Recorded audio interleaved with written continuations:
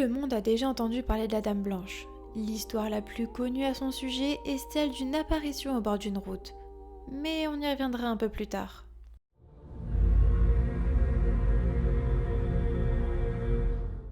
La Dame Blanche n'est pas une seule et même histoire. En réalité, ce nom regroupe de nombreuses légendes et apparitions, parfois très différentes selon les époques et les régions. On appelle Dame Blanche aussi bien des entités surnaturelles que des fantômes de femmes décédées.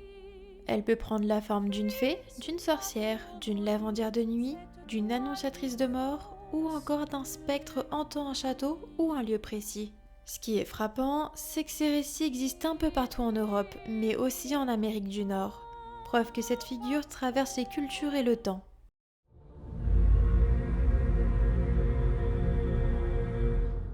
Dans les récits les plus anciens, la Dame Blanche est souvent associée au monde féerique. Dans le folklore ancien, il s'agit de fées à la fois fascinantes et inquiétantes, à mi-chemin entre divinité et sorcière. On les rencontre principalement la nuit, dans les forêts, les landes ou les prairies, et elles peuvent parfois se montrer dangereuses pour les voyageurs solitaires. Ces figures rappellent des personnages bien connus comme la fée Mélusine ou encore la reine Guenièvre dans la légende arthurienne. Le savant jésuite Martin Antonio del Rio décrivait d'ailleurs des spectres féminins vêtus de blanc, apparaissant dans les bois ou les champs, parfois même dans les écuries, où elles peignaient les crins des chevaux à la lumière de chandelles.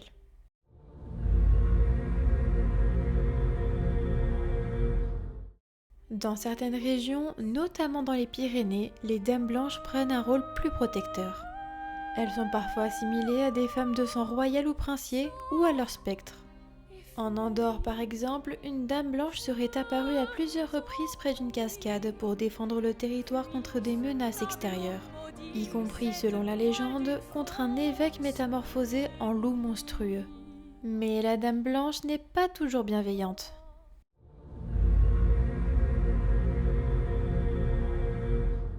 Dans de nombreuses traditions, elle est avant tout un présage. Son apparition annoncerait une mort prochaine. Cette fonction rappelle fortement la banshee du folklore irlandais, ou encore certaines manifestations liées à la fée Mélusine au XIVe siècle, dont l'apparition était censée annoncer le décès imminent d'un membre de la famille des Lusignan. Et plusieurs témoignages historiques vont dans ce sens. Elle serait apparue au prince Louis-Ferdinand de Prusse la veille et le jour même de sa mort sur le champ de bataille en 1806. En 1832, elle serait apparue devant l'Aiglon, le fils de Napoléon Ier, peu avant son décès. On retrouve également son apparition associée à la mort de membres de familles royales européennes, notamment au château de Stuttgart à Mayerling en 1889, ou encore dans les récits entourant l'impératrice Sissi, qui affirmait avoir vu une dame blanche quelques jours avant son assassinat à Genève. Avec le temps, la légende évolue.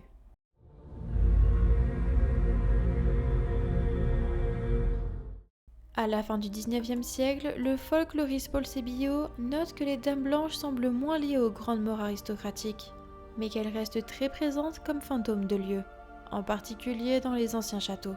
Elles y sont souvent décrites comme des âmes errantes, parfois gardiennes d'un trésor, parfois prisonnières de leur propre histoire.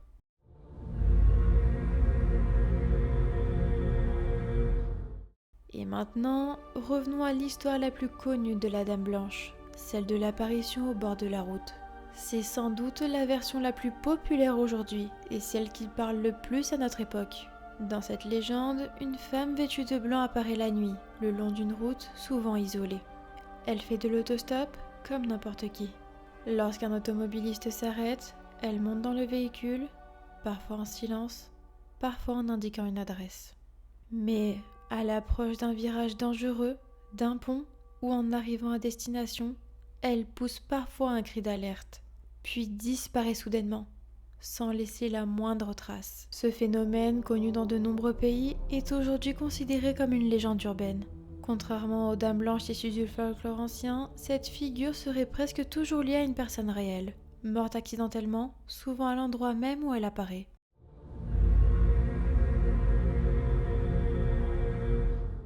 Et un cas célèbre s'est produit à Palavas-les-Flots en 1981. 4 jeunes prennent en stop une femme vêtue de blanc. À l'approche d'un virage dangereux, elle avertit le conducteur, qui ralentit et évite sans doute un accident. Mais au même instant, la femme disparaît. Choqués, les jeunes feront une déposition à la gendarmerie. L'enquête ne donnera jamais d'explication rationnelle.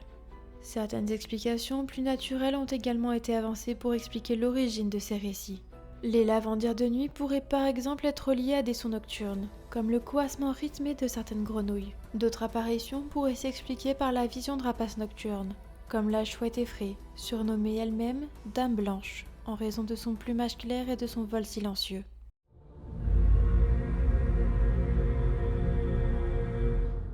Mais certaines dames blanches restent profondément attachées à des lieux précis. Et c'est le cas du château de Puymartin en Dordogne. La dame blanche qui entrait le château serait le spectre de Thérèse de Saint-Clar. Au XVIe siècle, surprise par son mari dans les bras de son amant, elle fut emprisonnée pendant de longues années dans une tour du château, tandis que son amant était tué. Selon la légende, son corps aurait même été émuré dans la tour à sa mort. Depuis, elle apparaîtrait la nuit, aux alentours de minuit, errant dans les escaliers, les couloirs et les chemins de ronde. De nombreux témoignages, anciens comme récents, évoquent l'apparition d'une silhouette blanche dans le château. Pour certains habitants et visiteurs, il ne s'agirait pas simplement d'une légende, mais d'une présence réelle, décrite comme calme et presque bienveillante.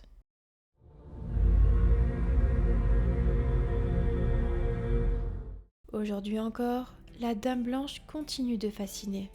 Qu'elle soit fée, messagère, fantôme ou simple illusion, elle reste une figure profondément ancrée dans notre imaginaire collectif. Et peut-être que si ces histoires traversent les siècles, ce n'est pas tant pour ce qu'elles montrent, mais pour le doute qu'elles laissent derrière elles.